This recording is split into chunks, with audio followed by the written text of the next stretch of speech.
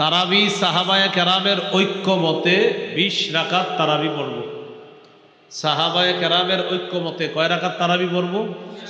এটা সাহাবায়ে কেরাম এই ব্যাপারে ঐক্যমত, 20 রাকাত তারাবি পড়া। তারাবি ধীরস্থির ভাবে পড়া। 20 রাকাত তারাবি যত বেশি সময় নিয়ে পড়া যায়, ধীরস্থির ভাবে তারাবির নামাজ পড়া। কে কত তাড়াতাড়ি পড়তে পারেন এই পাল্লা না দিয়ে কে কত বেশি সময় নিয়ে পড়তে পারেন এই কাজের প্রতিযোগিতা করবেন, যে আমাদের মসজিদে সময় তোমাদের চেয়ে বেশি লাগছে, এইভাবে বলা। মনে থাকবে তো ইনশাল্লাহ? তাহলে 3 নাম্বার, রমজানের প্রথম রাত শুরু হলে তারাবি পড়া। সাহাবায়ে কেরামের ঐক্যমতে 20 রাকাত তারাবি। সহিহ বুখারীর 2009 নম্বর হাদিস, রাসূলুল্লাহ সাল্লাল্লাহু আলাইহি সাল্লাম বলেন, মান কামা রমাদানা ঈমানান ওয়া ইহতিসাবা গুফিরা লাহু মা তাকদ্দামা মিন যামবি। যে ব্যক্তি ঈমানের সাথে সওয়াবের আশায় রাতের বেলা সালাত আদায় করলো, তার আগের গুনাহগুলো মাফ।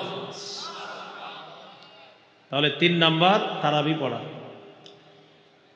4 নাম্বার তারাবির নামাজে কোরআন তেলাওয়াত করা, পারলে 1 খতম কোরআন পড়া। আর যদি কোরআন খতম না পারেন তাহলে যেই সূরাগুলা মুখস্থ আছে ওইগুলা পড়বে ইমাম সাহেব, অথবা যেটাকে বলা হয় সূরা তারাবি সেটা পড়বেন, বাকি ধীরস্থির ভাবে। তাহলে এটা 4 নাম্বার, নামাজের মধ্যে কোরআন তেলাওয়াত করা। 3 নাম্বার তারাবি পড়া। 4 নাম্বার নামাজে কোরআন তেলাওয়াত বেশি করা রমজানে, অথবা নামাজের বাহিরে কোরআন তেলাওয়াত করা। নামাজেও করা, নামাজের বাহিরেও কোরআন তেলাওয়াত করা। 4 নাম্বার। 21 নম্বর পারাটা শুরু হয়েছে সূরা আনকাবুতের 45 নম্বর আয়াত দিয়ে। আল্লাহ তাআলা বলেন, উতলু মা উহিয়া ইলাইকা মিনাল কিতাব। নবী আপনি তেলাওয়াত করেন, কোরআনের যা আপনার প্রতি ওহী হিসাবে এসেছে এটা আপনি তেলাওয়াত করেন। সূরা ফাতিরের 29 নম্বর আয়াতে আল্লাহ বলেন, ইন্নাল্লাযীনা ইয়াতলুনা কিতাবাল্লাহ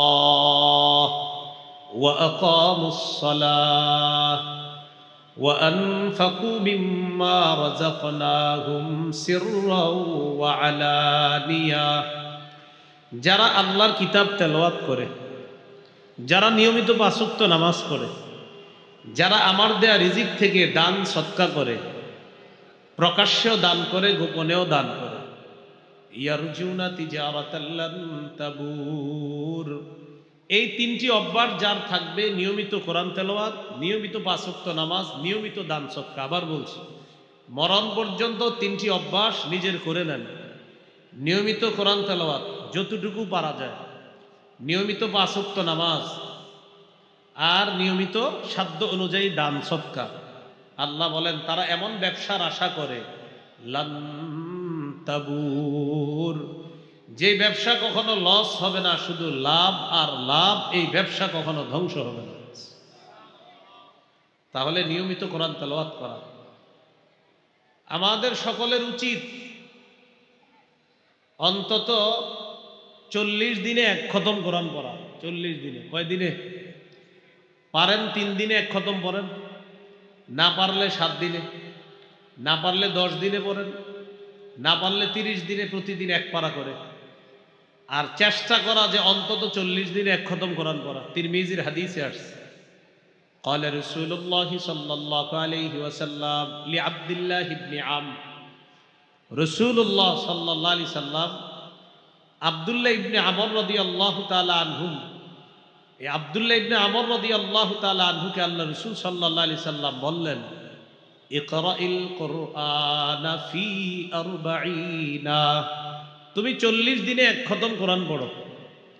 নবীজি বললেন অন্তত 40 দিনে 1 খতম কোরআন পড়ো। আমাদের উচিত 40 দিনে অন্তত 1 খতম কোরআন পড়া।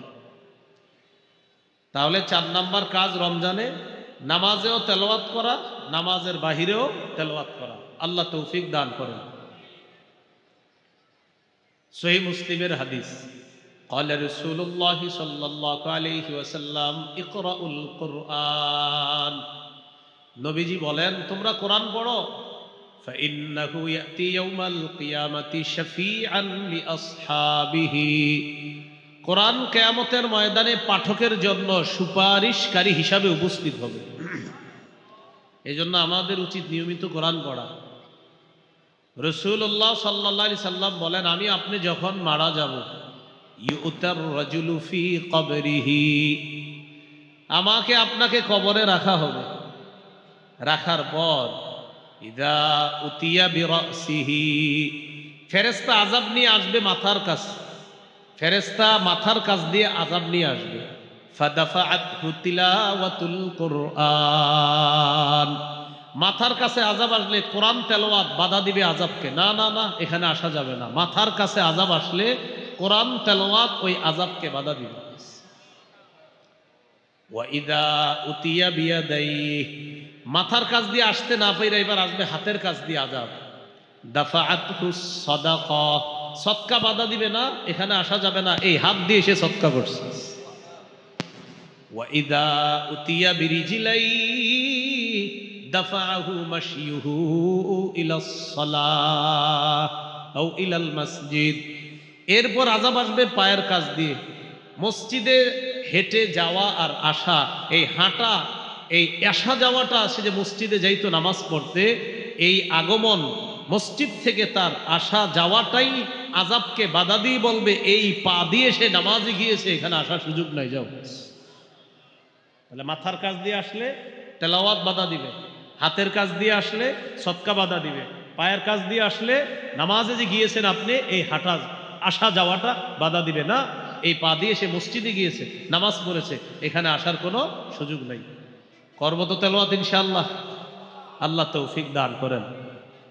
তো রাসূলুল্লাহ সাল্লাল্লাহু আলাইহি সাল্লাম আমরা সবচেয়ে বেশি ভালোবাসি, ঠিক না? আল্লাহ নবীকে, এরপরে সবচেয়ে বেশি আমরা সবচেয়ে বেশি ভালোবাসি আল্লাহকে, এরপর আল্লাহ রসুলকে, এরপর জিহাদকে আমরা সবচেয়ে বেশি ভালোবাসি। এখন আমরা কারা কারা চাই আল্লাহ এবং তার রসুল আমাদেরকে ভালোবাসুক? এটা কারা কারা চাই? কথাটা বুঝছেন? আমরা আল্লাহকে ভালোবাসি, ঠিক না? আমরা রসুলকে ভালোবাসি, ঠিক তো? আল্লাহ এবং আল্লাহ রসুল আমাদেরকে ভালোবাসুক সবাই চাই। قال رسول الله صلى الله عليه وسلم من سره أن يحبه الله ورسوله فليقرأ في المصحف। কোন ব্যক্তি যদি চায় আল্লাহ এবং তার রসুল তাকে ভালোবাসুক, এই দেখেন, উনি চায় আল্লাহ এবং তার রসুল তাকে ভালোবাসুক, নবীজি বলেন ফালইকরা ফিল মাসহাফ, তাকে জানায় দাও সেজন্য কোরআন পড়ে। কোরআন পড়লে তাকে আল্লাহ ভালোবাসবে, আমি রসুলও তাকে ভালোবাসবো। কোরআন পড়া, আমরা আল্লাহকে ভালোবাসি, আমরা রসুলকে ভালোবাসি। এখন আমরা চাইতেছি আল্লাহ আর রসুলও আমাদেরকে ভালোবাসুক। নবী বলেন তুমি কোরআন পড়ো, তোমাকে আল্লাহ ভালোবাসবে, আমি নবীও তোমাকে ভালোবাসবো। তো রমজান মাসে 4 নাম্বার কাজ নামাজে কোরআন তেলাওয়াত করা বেশি বেশি, আবার নামাজের বাহিরেও কোরআন তেলাওয়াত করা। আল্লাহ তৌফিক দান করেন। কোরআন পড়ার সময় একটু সুন্দরভাবে কোরআন পড়ার চেষ্টা করব। কিভাবে? সুন্দরভাবে। আমার আগে বয়ান করছে মুফতি আরিফ জব্বার কাজ, কোরআন তেলাওয়াত খুব সুন্দর না, আরো অনেকে খুব সুন্দর কোরআন তেলাওয়াত করতে পারে। কোরআন তেলাওয়াত সুন্দরভাবে করলে আল্লাহ তাআলা তার তেলাওয়াতটা বিশেষ রহমত দিয়ে শুনে। সহিহ মুসলিমের বর্ণনা যে নবী যখন কোরআন তেলাওয়াত করে, হাদিসে আসছে নবী যখন ইয়াতাগান্না বিল কোরআন, সুন্দরভাবে সুললিত কণ্ঠে যখন কোরআন তেলাওয়াত করে, আল্লাহ বিশেষ দয়া রহমত নিয়ে তার তেলাওয়াত শুনতে থাকে। قال رسول الله صلى الله عليه وسلم زينوا القرآن بأصواتكم। নাসাইর হাদিস 1015 নম্বর হাদিস। নবীজি বলেন জাইয়িনুল কোরআন, তোমরা কোরআনকে সুন্দর করো, বিআসওয়াতিকুম, তোমাদের কণ্ঠের সাহায্যে। এর মানে তোমরা সুললিত কণ্ঠে কোরআন তেলাওয়াত করো। সুবহানাল্লাহ। তোমরা কোরআনকে সুন্দর করো কণ্ঠের সাহায্যে, আওয়াজের মাধ্যমে। উদ্দেশ্য হলো সুললিত কণ্ঠে তোমরা কোরআন পড়ো। তাহলে একটু সুন্দরভাবে কোরআন পড়বো তো ইনশাআল্লাহ। এবার বলেন ধীরস্থির ভাবে কোরআন পড়বো। বলেন কিভাবে কোরআন পড়বো? ধীরস্থির ভাবে পড়বো। আল্লাহ তাআলা বলেন সূরা মুজাম্মিলের মধ্যে, ওয়ারাত্তিলিল কুরআনা তারতিলা। নবী আপনি ধীরে ধীরে কোরআন পড়েন, আপনি ধীরে ধীরে কোরআন পড়েন। তারাবিতে যে হাফেজ সাহেবরা কোরআন তেলাওয়াত করবে, তারা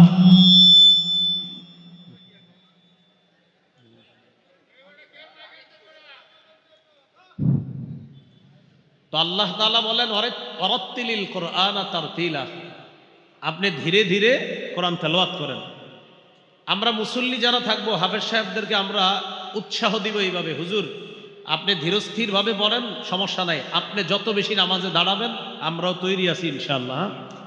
যে রমজান মাসে যত বেশি নামাজে দাঁড়িয়ে থাকা যায়, হ্যাঁ আল্লাহ তৌফিক দান করেন। মুসল্লিদের মধ্যে 10% এমন থাকবে যারা চাইবে তাড়াতাড়ি পড়তে। আমি আশাবাদী 90% এমন থাকবে যারা বলবে না আপনি আস্তে ধীরে পড়েন, আমরাও আছি ইনশাআল্লাহ। তো 90% মুসল্লি যদি আস্তে ধীরে নামাজ পড়ে, আশা করি 10% যারা থাকবে তারাও আস্তে ধীরের পক্ষে হয়ে যাবে ইনশাআল্লাহ। ওয়ারাত্তিলিল কুরআনা তারতিলা, আল্লাহ তাআলা বলেন আপনি ধীরে ধীরে কোরআন পড়েন। আল্লাহ আমাদেরকে ধীরে ধীরে কোরআন পড়ার তৌফিক দান করেন। সফরে যখন থাকবেন তখনও সুন্দরভাবে কোরআন পড়বেন। বাসে বসে রয়েছেন, গাড়িতে চলতেছেন, তখনও কোরআন পড়বেন। আব্দুল্লাহ ইবনে মুগাফফাল রাদিয়াল্লাহু তাআলা আনহু তিনি বলেন, রাআইতু রাসূলুল্লাহি সাল্লাল্লাহু আলাইহি ওয়াসাল্লাম ইয়াকরাউ ওয়া হুয়া আলা নাকাতিহি আও জামালিহি, আমি নবীজিকে দেখেছি উটনির উপরে অথবা ওটের উপরে বৈশা আল্লাহ রাসূল কোরআন পড়তেছে। ওটের উপরে বৈশা নবী কোরআন পড়তেন না, পুরাটা শেষ করিনি হাদিস।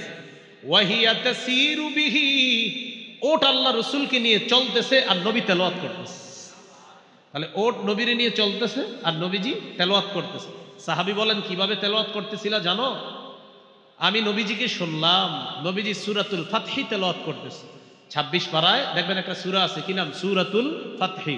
26 পারার 10 নম্বর পৃষ্ঠাটা যেই সূরা দিয়ে শুরু হয়েছে এই সূরাটার নাম সূরাতুল ফাতহি। আমি নবীজিকে শুনলাম নবী সূরায় ফাত তেলাওয়াত করতেছে। জানো কিভাবে? ওয়া হুয়া ইউরাজ্জিউ, নবী ছন্দময় করে খুব সুন্দর আওয়াজে প্রাণবন্ত করে তেলাওয়াত করতেছিলেন আর ওট নবীকে নিয়ে চলতেছিল। আহারে আমার নবীর তেলাওয়াত না জানি কেমন ছিল। হ্যাঁ, নবীজি হাদিসে আসছে ওয়া হুয়া ইউরাজ্জিউ, যে নবীজি তেলাওয়াতটা যখন করতেছিলেন আমি দেখলাম সূরাতুল ফাতহি তেলাওয়াত করতেছিলেন ছন্দময় করে, স্পন্দন সৃষ্টি করে। সৌদি আরবের আব্দুর রহমান আস-সুদাইস ওনার তেলাওয়াত শুনলে দেখবেন আমাদের মাঝেও একটা কেমন যেন হিট কাজ করে। হ্যাঁ, যে আলাদা, আহারে আরো বড়ুক আরো বড়ুক, ক্লান্তি লাগে না, আরো বড়ুক আরো পড়তে থাকুক। এইভাবে এই যুগের একটা মানুষের কোরআন তেলাওয়াত যদি এত সুন্দর হয়, যার উপরে আল্লাহ কোরআন নাজিল করেছেন তার তেলাওয়াত কত সুন্দর। নবীজি স্পন্দন সৃষ্টি করে তেলাওয়াত করতেছেন। আমাদের বাংলাদেশের ওই হাফেজ সালেহ আহমদ তাকরিম, হ্যাঁ কি অসাধারণ তেলাওয়াত, সুবহানাল্লাহ। তেলাওয়াত যখন করে আপনার কোনো ক্লান্তি আসবে না, আপনার মনে হবে এত তাড়াতাড়ি কেন শেষ করলো, এটা মনে হবে আপনার। তো আমরা সুন্দরভাবে কোরআন পড়ার চেষ্টা করব, বলেন ইনশাআল্লাহ। যেই সমস্ত আয়াতের মধ্যে আযাব গজবের কথা আছে ওইগুলা 2-3 বার দোহরায়া দোহরায়া পড়ার চেষ্টা করব। আর কোরআনের কিছু অর্থ যদি বুঝেন আপনি, তাহলে আযাব সম্বলিত আয়াতগুলা একটু দোহরায়া পড়া যায়। সূরা মাঈদা, কোন সূরা? সূরা মাঈদা 118 নম্বর আয়াত। কত নম্বর আয়াত? এই আয়াতটা একদিন নবীজি তাহাজ্জুদে পড়তেছিলেন, পুরা রাত শুধু এই আয়াতটা পড়ছে। একটা আয়াত সারা রাত পড়ছে, একটা আয়াত। সূরা মাঈদার 118 নম্বর আয়াত। আবু যর গিফারি রাদিয়াল্লাহু তাআলা আনহু বলেন একদিন রাতের বেলা দেখলাম নবী নামাজে দাঁড়িয়েছে, তাহাজ্জুদ নামাজ। নবীজি সাল্লাল্লাহু আলাইহি ওয়াসাল্লাম নামাজে যখন দাঁড়াইছেন, কামা বিআয়া, নবী একটা আয়াত তেলাওয়াত করা শুরু করলেন যেটা সূরা মাঈদার মধ্যে আছে। ইয়ারুদ্দুহা, নবী বারবার তেলাওয়াত করতেছিলেন, হাত্তা আসবাহা ইয়ারুদ্দুহা, নবীজি সকাল করে ফেলছে এক আয়াত তেলাওয়াত করতে করতে। সে আয়াতটা কি আমি আপনাদেরকে শোনাই। আল্লাহ বলেন, ইন তুআযিবহুম ফাইন্নাহুম ইবাদুক, আল্লাহ আপনি যদি তাদেরকে শাস্তি দেন তারা তো আপনার বান্দা। আল্লাহ আপনি যদি তাদেরকে শাস্তি দেন তারা তো আপনারই বান্দা।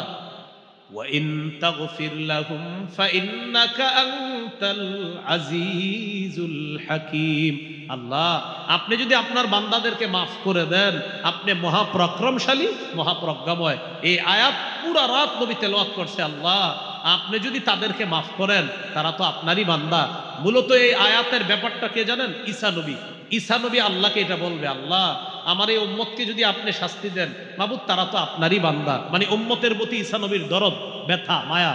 আর আল্লাহ আপনি যদি দয়া করে মাফ করে দেন, আপনি তো ক্ষমতা রাখেন মাফ করার, এই আয়াতের বিষয়বস্তুর প্রতি লক্ষ্য রেখে আল্লাহ রসুল সারা রাত বারবার শুধু এই আয়াতটা পড়ছে যে আমার উম্মতের কি হবে, আমার উম্মতের কি হবে।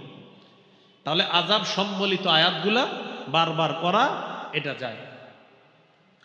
মসজিদের মধ্যে যদি একদল মানুষ একত্রিত হয়ে কোরআন তেলাওয়াত করি, আমরা মনে করেন কয়েকজন একসাথে হয়েছে, তখন কোরআন তেলাওয়াত বেশি জোরে না করা। হয়তো কেউ সুবহানাল্লাহ পড়তেছে, কেউ আলহামদুলিল্লাহ পড়তেছে, কেউ হয়তো কোরআন পড়তেছে। রাসূলুল্লাহ সাল্লাল্লাহু আলাইহি সাল্লাম বলেন, তোমরা যখন একসাথে কেউ থাকবা তখন দেখবা তোমার আশেপাশের ভাইয়েরা কি করে, তারা হয়তো বিভিন্ন ইবাদতে আছে, তাই তুমি বেশি জোরে কোরআন তেলাওয়াত তখন করবা না, তুমি আস্তে আস্তে করবা। বুঝে আসছে তো? মসজিদের ভিতরে সবাই যদি কোরআন তেলাওয়াত করে এটারও একটা ফায়দা আছে, মাদ্রাসায় করলেও ফায়দা আছে। কমপক্ষে 4টা ফায়দা, কোনো সন্দেহ নাই। সুবহানাল্লাহ। যারা কোরআন পড়ে বা কোরআন পড়ায় কমপক্ষে 4টা ফায়দা থেকে খালি নেই। সহিহ মুসলিমের হাদিস, قال رسول الله صلى الله عليه وسلم ما اجتمع قوم في بيت من بيوت الله يتلون كتاب الله ويتدارسونه بينهم إلا نزلت عليهم السكينة وغشيتهم الرحمة وحفتهم الملائكة وذكرهم الله في من عنده। রাসূলুল্লাহ সাল্লাল্লাহু আলাইহি সাল্লাম বলেন, আল্লাহর কোন ঘরে একদল মানুষ একত্রিত হয়ে যদি কোরআন পড়ে অথবা কোরআন অন্যকে পড়ায়, ইল্লা নাজালাত আলাইহিমুস সাকিনা, তাদের উপর আল্লাহর পক্ষ থেকে প্রশান্তি নাজিল হয়, সাকিনা নাজিল হয়। 2 নাম্বার, ওয়াহাফাতহুমুল মালাইকা, তারা যে একটা মজলিসে বৈশা কোরআন পড়ে পুরা মজলিসটাকে ফেরেশতারা বেষ্টন করে নেয়, পুরা মজলিস। 3 নাম্বার, ওয়াগাশিয়াতহুমুর রাহমা, পুরা মজলিসটাকে রহমত ঢেকে নেয়, পুরা মজলিসটাকে রহমত ঢেকে নেয়। আর ফেরেশতারা যে বেষ্টন করে এটা কিভাবে জানেন? মনে করেন আমরা এই জায়গায় কোরআনের আলোচনা যদি করি, এই পুরা মজলিসটা ফেরেশতারা বেষ্টন করে পুরা আসমান পর্যন্ত, ফেরেশতাদের একটা সারি, গোল সারি আসমান পর্যন্ত পৌঁছে গেছে। 3 নাম্বার। 4 নাম্বার, ওয়াযাকারাহুমুল্লাহু ফী মান ইনদা, যারা কোরআন তেলাওয়াত করে, যারা কোরআনের পাঠক, যারা কোরআনের শিক্ষক, তাদের ব্যাপারে আল্লাহ ফেরেশতাদের সাথে আলোচনা করতে থাকে। মনে আসেনি রমজানের 4 নাম্বার কাজ নামাজে তেলাওয়াত করা অথবা নামাজের বাহিরে প্রচুর পরিমাণ তেলাওয়াত করা, করব তো ইনশাআল্লাহ। 5 নাম্বার কাজ তাহাজ্জুদ পড়া। কি পড়া? তাহাজ্জুদ। 8 রাকাত তাহাজ্জুদ পড়বেন। 8 রাকাত তাহাজ্জুদ পড়া নবীজির 12 মাসের সুন্নাহ। রাসূল সাল্লাল্লাহু আলাইহি সাল্লামের 12 মাসের সুন্নাহ হলো 8 রাকাত তাহাজ্জুদ পড়া। আর তারাবি 20 রাকাত পড়বেন, এটা শুধু রমজানের আমল। এটা সাহাবায়ে কেরামের ঐক্যমত। তারাবি 20 রাকাত প্রথম রাতে পড়বেন, আর সাহরির সময় যেহেতু আল্লাহ উঠায়া দিবেন, নবী সারা বছর 8 রাকাত তাহাজ্জুদ পড়তেন। আপনিও চেষ্টা করবেন সারা বছর পড়তে। তো যেহেতু পারেন না, রমজানে যেহেতু সাহরির সময় ওঠেন, কমপক্ষে 8 রাকাত তাহাজ্জুদ পড়ার চেষ্টা করবেন। আল্লাহ তৌফিক দান করেন। 8 রাকাত না পারলে 6, 6 না পারলে 4, 4 না পারলে 2, 2 যেন না ছুটে। তিরমিজির হাদিস 2616 নম্বর হাদিস, রাসূলুল্লাহ সাল্লাল্লাহু আলাইহি সাল্লাম বলেন, আলা আদুল্লুকা আলা আবওয়াবিল খাইর, নবীজি বলেন কল্যাণের দরজা হলো 3টা, আমি কি তোমাকে কল্যাণের দরজা সমূহের কথা বলবো না? সবক শিখি আমরা, কল্যাণের দরজা কয়টা? 3টা। 1 নাম্বার আস-সাওমু জুন্নাহ, 1 নাম্বার কল্যাণের দরজা হলো রোজা রাখা। 2 নাম্বার ওয়াস-সাদাকাতু তুতফিউল খাতিআতা কামা ইউতফিউল মাউন নার, 2 নাম্বার কল্যাণের দরজা সদকা করা। নবীজি বলেন পানি আগুনকে যেমন নিভিয়ে দেয়, সদকা মানুষের পাপগুলাকে ধুয়ে মুছে সাফ করে দেয়। 3 নাম্বার ওয়াসালাতুর রাজুলি মিন জাওফিল লাইল, রাতের বেলা তাহাজ্জুদ পড়া। আপনার যদি ঘরে বরকত প্রয়োজন হয় 3 আমল বাড়ায়া দেন, রোজা রাখেন, সদকা করেন, তাহাজ্জুদ পড়েন, আল্লাহ তৌফিক দান করেন। তাহলে 3 নাম্বার আমল তারাবি পড়া, 4 নাম্বার তারাবিতেও তেলাওয়াত করা, তারাবির বাহিরেও তেলাওয়াত করা, 5 নাম্বার তাহাজ্জুদ পড়া। তারাবি 20 রাকাত পড়বো, সাহাবায়ে কেরামের ঐক্যমত, এটা রমজানের আমল। আর তাহাজ্জুদ 8 রাকাত পড়বো, এটা নবীর সুন্নাহ, 12 মাসের আমল। চেষ্টা করব রমজানে আমল করতে ইনশাআল্লাহ। 6 নাম্বার সাহারি খাবো। অনেকে পালোয়ানগিরি দেখায় সাহারি খায় না, যে আমি না খায় রোজা রাখছি। কে বলছে আপনারা না খাইতে? হ্যাঁ, এটা করবেন না, খাবেন। সহিহ বুখারীর বর্ণনা 1921 নম্বর হাদিস। عن زيد بن ثابت رضي الله تعالى عنه قال تسحرنا مع رسول الله صلى الله عليه وسلم। যায়েদ ইবনে সাবিত রাদিয়াল্লাহু তাআলা আনহুর বর্ণনা, তিনি বলেন আমরা রাসূলুল্লাহ সাল্লাল্লাহু আলাইহি সাল্লামের সাথে সাহরি খেয়েছি, এজন্য আমরাও কি খাবো? সাহরি খাবো। সহিহ বুখারীর 1923 নম্বর হাদিস। قال رسول الله صلى الله عليه وسلم تسحروا فإن في السحور بركتان।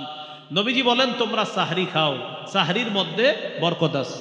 আরেকটা গুরুত্বপূর্ণ কথা মনে রাখবো, আমরা সাহারিতে খেজুর খাবো। বলেন সবাই কি খাবো? হ্যাঁ, সাহারির সময় আমরা খেজুর খাবো সবাই, বলেন ইনশাআল্লাহ। قال رسول الله صلى الله عليه وسلم নি'মা সাহুরুল মুমিনি আত-তামার। নবীজি বলেন সাহরির সময় খেজুর খাওয়া এটা মুমিনের কতই না উত্তম খাদ্য। ইলিশ মাছ, গরুর গোশত, মুরগি যাই খান, খেজুরও খাবেন, এটা অবশ্যই খাবেন। সাহরির সময় খেজুর খাবেন, আল্লাহ তৌফিক দান করেন। খেজুর তো 12 মাস খাওয়া দরকার। প্রতিদিন সকালে খালি পেটে 7টা খেজুর খাওয়া উচিত আমার, আপনার, সকলের, আমাদের। 7টা আজোয়া খেজুর যদি খাইতে পারেন প্রতিদিন, লাম ইয়াদুররুহু সুম্মুন, তাকে বিষও কোনো ক্ষতি করবে না। বিষ কি ক্ষতি করবে না? আবার খায়েন না, মানে বিষ কিন্তু খায়েন না, এটা গুরুত্ব বুঝাইছে রাসূল সাল্লাল্লাহু আলাইহি সাল্লাম। তাহলে খেজুর এটা নিয়মিত খাওয়া।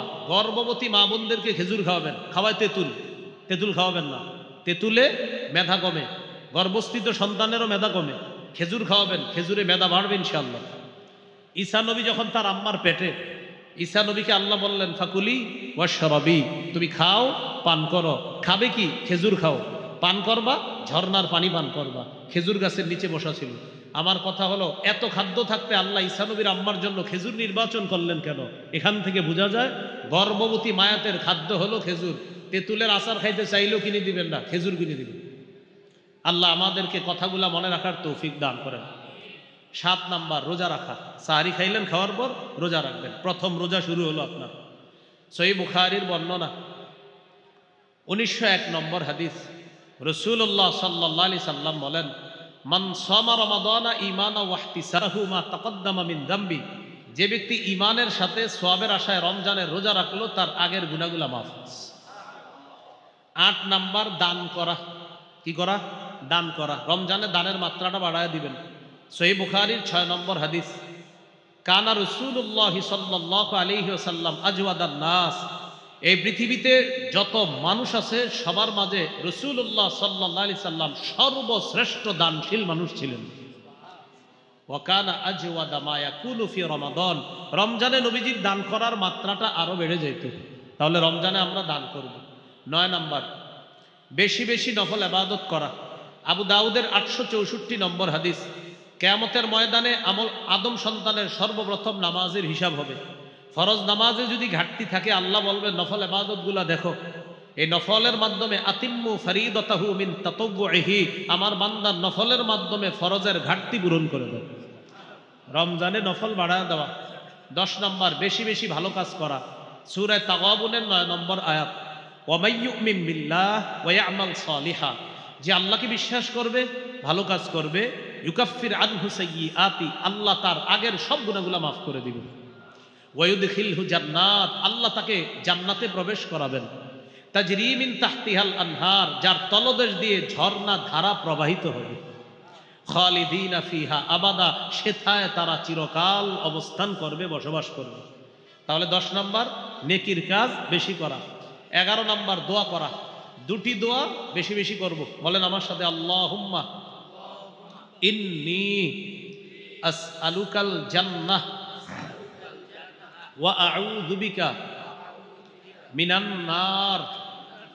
হে আল্লাহ, আমি আপনার কাছে জান্নাত চাই, জাহান্নাম থেকে বানা চাই। এই 2টি দোয়া বেশি বেশি করব। 12 নাম্বার, জিকির করা। 4টা জিকির বেশি বেশি করব ইনশাআল্লাহ। কয়টা? রাসূলুল্লাহ সাল্লাল্লাহু আলাইহি সাল্লাম বলেন আল্লাহর কাছে 4টি জিকির সবচেয়ে প্রিয়।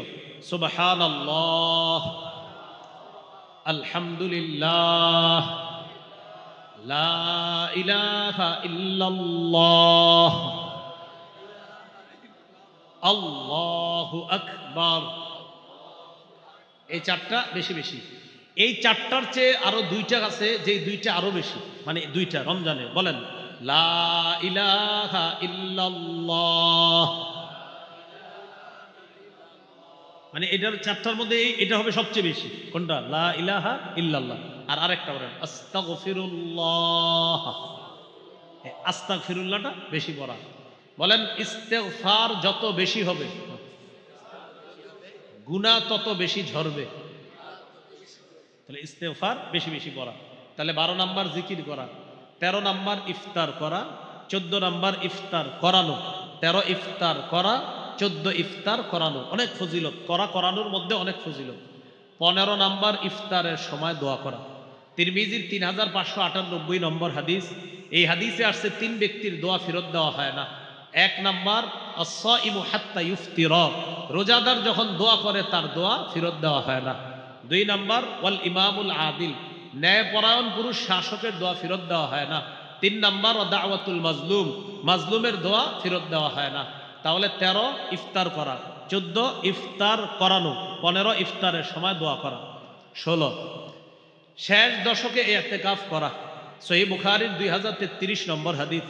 কানা রাসূলুল্লাহ সাল্লাল্লাহু আলাইহি সাল্লাম ইয়াতাকিফু ফিল আশরিল আওয়াখির মিন রমাদান। নবী